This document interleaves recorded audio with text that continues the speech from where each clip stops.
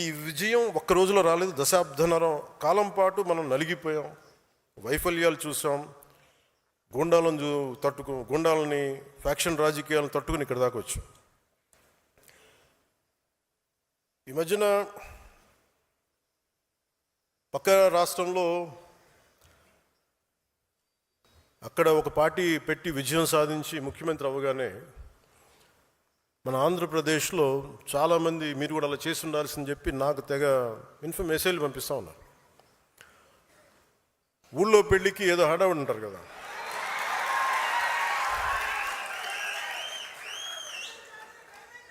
అంటే అంటే ఎలా ఉండదంటే మనకి సందులోనో ఒక పెళ్లి జరుగుతూ ఉంటే మన ఊళ్ళో చిన్నపిల్లలు పరిగెడుతూ ఉంటారు అటు ఇటు, వాళ్ళ ఇంట్లో పెళ్ళి అనుకున్నాడు. అరే ఆంధ్రప్రదేశ్ పరిస్థితులు వేరు. సరే వీళ్ళు చెప్పినట్టుగానే మనం కూర్చొని 2019 నిలబడ్డాం. ఎక్కడ పెట్టారు? 2 చోట్ల ఓడించారు కదా. పోనీ ఎవరైనా నిలబడ్డారు ఆ రోజున నాయకులు అంటే అందరూ పారిపోయారు కదా. సో అందుకని కంపారిజన్ పెట్టకండి. నిజంగా నేను పదవే నాకు ప్రధానం అనుకుంటప్పుడు 2008లోనే యూత్ వింగ్ కాదు ఎంపీగానే పోటీ చేశాను. 2014లో నేను ఎన్డీఏతో అలయన్స్లో ఉన్నప్పుడు నేను మల్కాజ్గిరి నుంచి ఎంపీగా పోటీ చేయాల్సి ఉంది. బట్ నేను ఏమనుకున్నానంటే, ఎందుకు చెప్తున్నాను ఇదంటే, నేను ఒక పార్టీని నడపాలి, ఇది సమాజంలో మార్పు పట్టుకు రావాలంటే నాకు తెలియాలి కదా కష్టం. ఒక కమ్యూనిస్ట్ నాయకులను చూస్తే కింద క్షేత్రస్థాయిలోకి వెళ్ళారు, నలిగారు, దెబ్బలు తిన్నారు. ఒక కాంశీరామ్ దెబ్బలు తిన్నాడు, నలిగారు.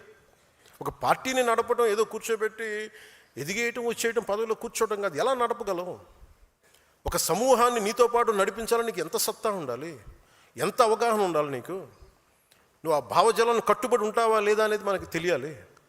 అందుకని ఇవన్నీ నిర్ణయించుకొని ఒక దశాబ్దం నేను నలుగుతానని నిర్ణయించుకున్నాను.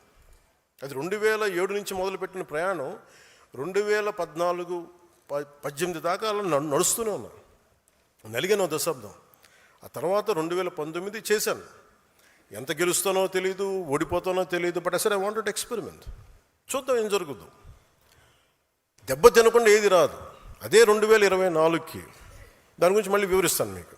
అంటే ఇవన్నీ నేను ఒక పార్టీని నడపడానికి ఎంత బలం ఉండాలి, ఎంత భావజాలం ఉండాలి, ఎన్ని కఠినమైన పరిస్థితులు ఎదుర్కొంటే తప్ప నేను నడపలేని పార్టీని.